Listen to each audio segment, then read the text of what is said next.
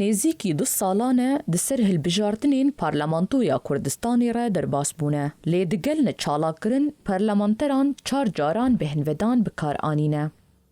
Herçendî gopiraniya parlamenterê nû bi fermî soza xwe xwarine, lê ji ber nakokiyên kûr xebatên wan bi tevahî hatine astenkirin. Serokê Saziya Peyê dibêje ku heta niha tiştekî dadrêsî an çalakeke niştîmanî parlamenteran bi avahiya parlamentoyê ve girê nade. Tenê moçe û imtiyazên deryayî yên mehane sedema man û bêdengiya wan e. پەرلەمانی کوردستان لەو ماوەیەدا دەیتوانی زیاد لە 700 دانیشتنی لیژنەکان بکە کە 90 لیژنەمان هەیە بە پێپەیڕە و ئەو داتایانەی من دەیڵێم. پەرلەمانی کوردستان دەیتوانی زیاد لە 150 دانیشتنی پەرلەمان بکە بە بەستی داڕشتنی یاسا.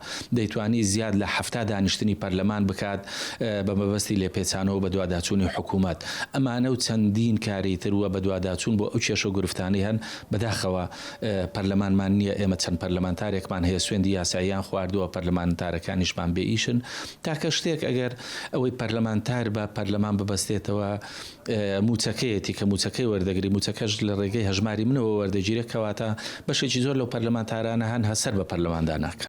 هەروەها پەرلەمانتەرێکی دنجی دبێژە ku ev nekarkirin û felcbûna dirêj bûye astengiyeke mezin li ber cêhbicêhkirina erkên wan ên destûrî.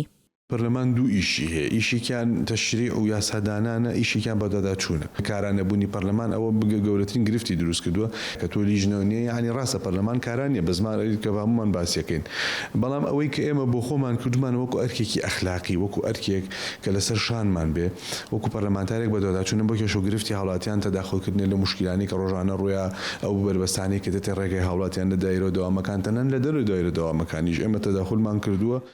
پارێزەرێک ژی رێکارên حقوقî yên ji bo derbaskirina vê qeyranê ravat dike û hilweşandina xwila şeşem a parlamentoyê wekî yek ji çareseriyan dibîne.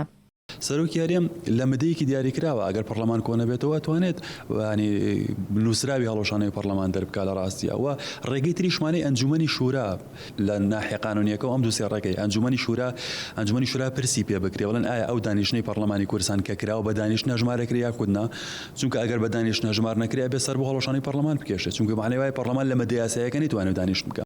Di bîstê cotmeha 2024 de hilbijartinên xwila şeşem a Parlamentoya Kurdistanê hatin kirin. Lê ev nehmehin ku rûniştina yekem vekirî hatiye hiştin û te aso ji bo bidawîkirina vê statoyê û hilbijartina desteya serokatiyê li pêşnîne.